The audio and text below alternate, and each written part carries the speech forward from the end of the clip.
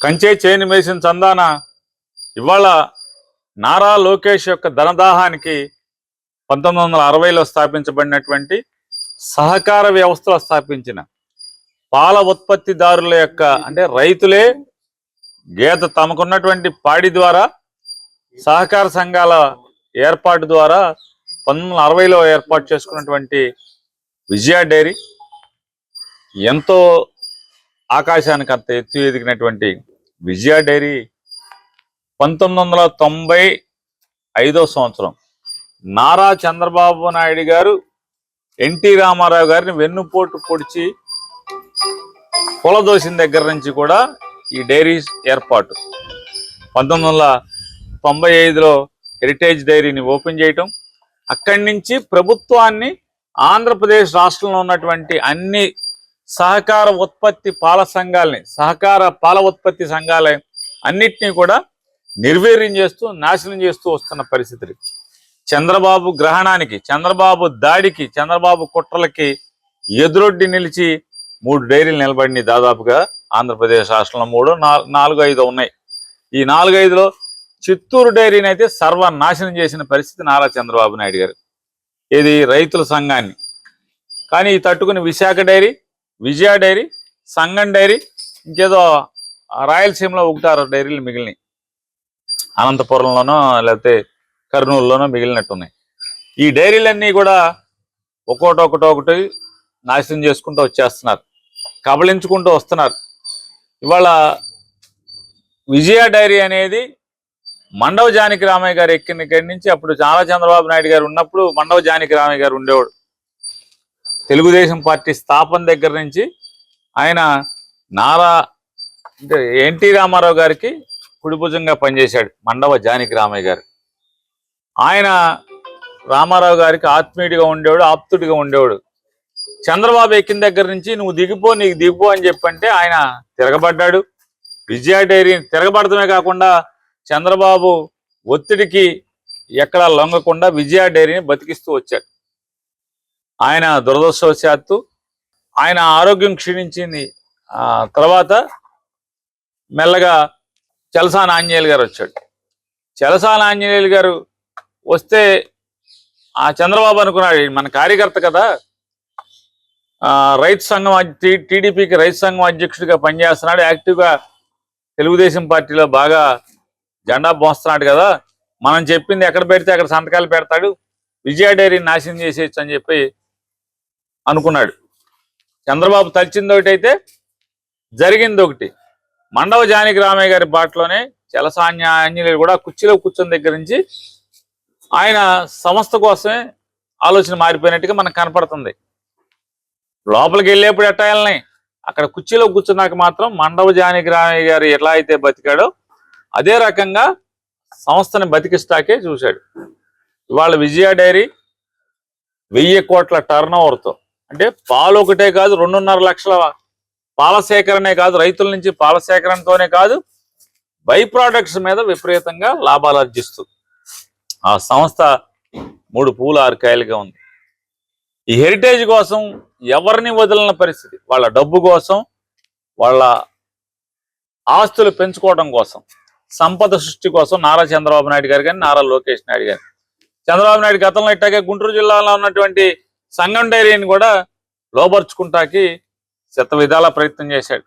దూడిపాళి నరేంద్రకి మంత్రి పదవి ఎరేసాడు, లొంగకపోతే మంత్రి పదవి నీకు కావాలంటే నువ్వు సంగం డైరీని వదిలేయమన్నాడు. నాకు మంత్రి వద్దు గింతొద్దు, నాకు సంగం డైరీ కాదు సాల్లే అని చెప్పి దూడిపాళి సంగం డైరీతో సరిపెట్టుకుని దాన్ని సంగం డైరీకి ఆగాడు. సంఘం లేదా విజయ, విశాఖ, ఈ కోస్తాలో ఉన్నటువంటి ఈ 3 సంఘాలు ఇవాళ గట్టిగా వ్యాపారం చేస్తున్నాయి.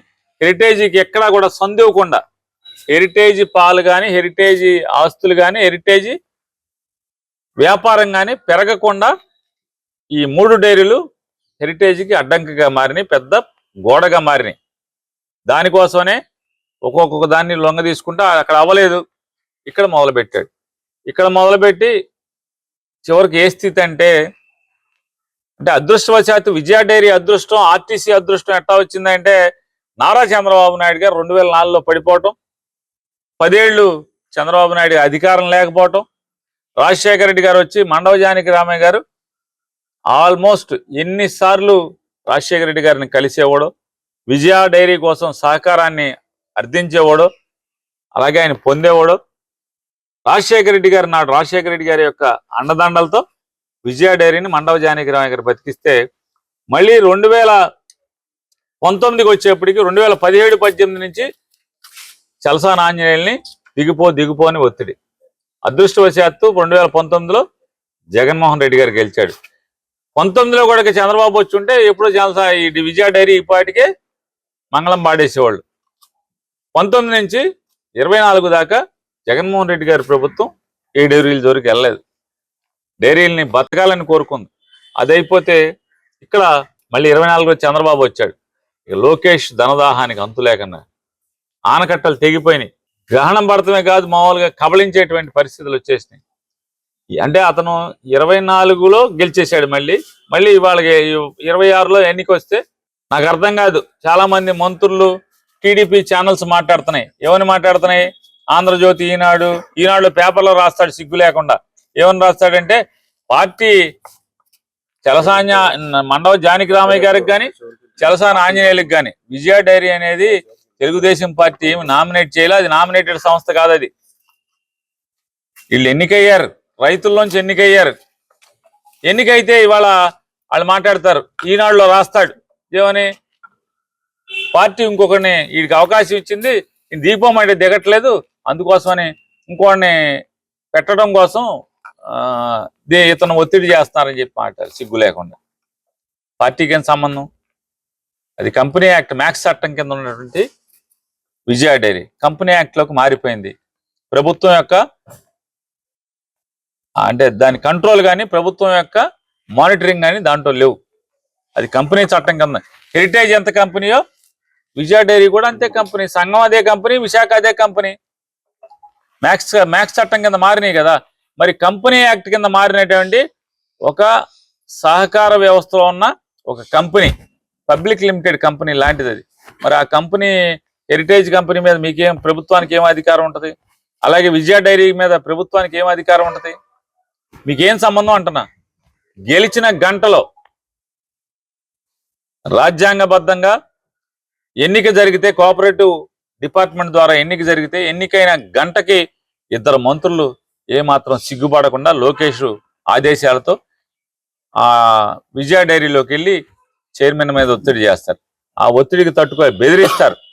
నీ కూతురుని జైల్లో వేస్తాం, నీ కొడుకుని అమెరికా నుంచి తెప్పించి జైల్లో వేస్తాం, నిన్ను జైల్లో వేస్తాం, 2-3 ఏళ్ళు జైల్లోంచి రానివ్వకుండా చేస్తాం, కేసు మీద కేసు పెడతాం, ఇంకా 3 ఏళ్ళు మేము ఉంటాం, 3 ఏళ్ళు నేను చెప్పకూడదు తినిపిస్తామని ఎన్ని బెదిరిస్తే ఆ ఒత్తిడికి తట్టుకోలేక అతనికి గుండెపోటు వచ్చి హాస్పిటల్లో చేరితే అసలు ఎంత నీతిమాలిన చర్య చూడండి. గుండెపోటు వస్తే దొడ్డిదారిన మంత్రులు 2 గంట పాటు కారులో కూర్చుని ఎదురు చూసి పక్క గేట్ నుంచి తాళాలు తీసి హాస్పిటల్లోకి వెళ్ళి దేంట్లోకి అన్ని వీడియోలు ఉన్నాయి. ఐసీయూలోకి వెళ్ళి బెదిరించి అరుపులు, కేకలు. ఐసీయూలో మిగతా పేషెంట్లు ఇలా ధనదాహం, అధికార దాహం ఏ స్థాయి అంటే ఎంత నీచానికి ఒడిగడతారంటే 2 మంత్రులు వెళ్ళి అరుపులు, కేకలు. పక్కన మఫ్టీలో ఉన్న ఇంటెలిజెన్స్ వాళ్ళు ఉంటారు. అరుపులు, కేకలు, పెద్ద పెద్ద దాడి చేసినంత పని చేసి అతనితో రాజీనామా తీసుకున్నారు. కొడుకుని అమెరికాలో లోకేష్ మనుషులను పంపించి అమెరికాలో బెదిరించారు. ఇక్కడ కూతురుని బెదిరించారు. ఇవన్నీ ఎవరు చెప్తున్నారు? టీడీపీ వాళ్ళే చెప్తున్నారు. ఇవాళ గెలిచిన కొత్త నుంచి రెడ్ బుక్ అన్నా, రెడ్ బుక్ పేరుతో వైఎస్ఆర్ కాంగ్రెస్ పార్టీ వాళ్ళని దాడులు చేయటం, వైఎస్ఆర్ కాంగ్రెస్ పార్టీ వాళ్ళని వేధిస్తాం, తప్పుడు కేసులు పెట్టడం, వాళ్ళ ఆస్తులు లాక్కోవటం, వ్యాపారాలను లాక్కోవటం చూసాం. అయిపోయింది. ఇవాళ పాము పిల్లలు తిన్నట్టుగా పాము తన పిల్లలనే తింటదంటారు. ఆ రకంగా నారా లోకేష్ నాయుడు, నారా చంద్రబాబు నాయుడు ఇవాళ కూటమిలో ఉన్నటువంటి జనసేన వాళ్ళని, టీడీపీ వాళ్ళని మింగటం ఆల్రెడీ బిగిన్ అయిపోయింది. ఇప్పటికీ ఏడుస్తున్నారు. ఎవరు? చలసాని ఆంజనేయులు ఎవరు? కరడుగట్టిన తెలుగుదేశం పార్టీ కార్యకర్త, కమ్మ కులానికి చెందినవాడు. అయినా వీళ్ళకి ధనదాహం, అధికార దాహం ముందు టీడీపీ వాళ్ళు లేడు, ఎవడో లేడు, కమ్మ లేదు, కాపు లేదు, ఎవరినైనా సరే మింగేయటమే. మీకేం సంబంధం? కంపెనీ యాక్ట్ లో ఉన్న దాంట్లో మంత్రులకి ఏం సంబంధం? ఎన్నికయ్యాడు కదా, మీ నామినేటెడ్ మీరు ఇచ్చిన పోస్ట్ కాదు కదా. దీంట్లో మాకేం లేదు, నువ్వు ఆంజనేయులు కాదు, ఇంకొక వెంకటస్వామిని పెట్టుకో, మాకు అది కాదు. విజయ సంస్థని, హెరిటేజ్ కోసం ఈ విజయ సంస్థని మీరు కబళిస్తున్నారు. దాన్ని అప్పులు పాలు చేస్తారు. మీరు చెంచాగిరి చేసేవాడిని ఒకటి పెట్టుకుని హెరిటేజ్ లాభాల కోసం, హెరిటేజ్ విస్తరణ కోసం ఇవాళ విజయ డైరీ 6-7 జిల్లాల్లో ఉంది. ఉభయ గోదావరి జిల్లాలు, కృష్ణా జిల్లా, గుంటూరు జిల్లా, ప్రకాశం జిల్లా, ఖమ్మం జిల్లా, తెలంగాణలో కూడా చాలా జిల్లాల్లో విజయ, హైదరాబాద్లో కూడా విజయ వ్యాపారం చేస్తుంది. మరి ఇంత లాభాలు ఆర్జిస్తున్నటువంటి హెరిటేజ్కి పోటీగా ఉన్న సంస్థని సర్వనాశనం చేయాలి, మూత పెట్టాలి, దాన్ని కబళించాలి. హెరిటేజ్ వ్యాపారం, పాల వ్యాపారం విస్తరించాలి. 1000 కోట్లు వీళ్ళు సంపాదించుకోవాలి. ఇప్పటికే చంద్రబాబు నాయుడు గారు చెప్పాడు నా ఆస్తి 1,00,000 కోట్లు అని. లోకేష్ వాళ్ళ అమ్మగారు చెప్పారు మేము 4,000 కోట్లు పాలు అమ్ముతున్నాం అని చెప్పాను. పాలు, పెరుగు అయ్యి అమ్ముతున్నాం, 4,000 కోట్లు సంవత్సరానికి అమ్ముతున్నాం అని. ఆగట్లా, దాహం తీరట్లా, 4,000 కోట్లతో ఆగరు. ఎవడైతే రాబోయే రేపు చెంచాగిరి చేయబటాకి ఎక్కుతున్నాడు, విజయ డైరీ గనక ఏమాత్రం నష్టపోయినా, విజయ డైరీ నష్టాల బాట పట్టించిన ఏ చెంచాగిరి చేసేవాడు ఎవడైనా సరే రెడీగా ఉండండి. జగన్మోహన్ రెడ్డి గారు రాబోయే 2.5-3 సంవత్సరాల్లో మోడీ గారు 2 ఏళ్ళకే పెడతాడు అంటున్నారు, 2028కి ఎన్నికలు పెడతా అంటున్నాడు. 28కి పెట్టినప్పుడు జగన్మోహన్ రెడ్డి గారు ఏకంగానే విజయ డైరీని ఎవడైతే నాశనం చేస్తాకి పూనుకుంటాడో, విజయ డైరీని ఎవరైతే నష్టాల బాట పట్టించి దాన్ని మూతకి ప్రయత్నాలు చేసిన ఎవడైనా ఖచ్చితంగా ఊసలు లెక్క పెడతాం ఖాయం, కటకటాలు లెక్క పెడతాం ఖాయం. మీరు ఈ పాపానికి ప్రజల ఆస్తిని, ప్రజల యొక్క, రైతుల యొక్క ఆస్తిని మీరు కబళిద్దామని హెరిటేజ్ కోసం అని చెప్పి ఎవడు ప్రయత్నం చేసినా, లోకేష్ మాటలని ఎవడు ఆ కుర్చీలో కూర్చుని తప్పుడు ఆలోచనలు చేసినా కూడా దాన్ని పరిహారం గట్టిగా ఉంటుందని కూడా మీకు హెచ్చరిక చేస్తున్నాం.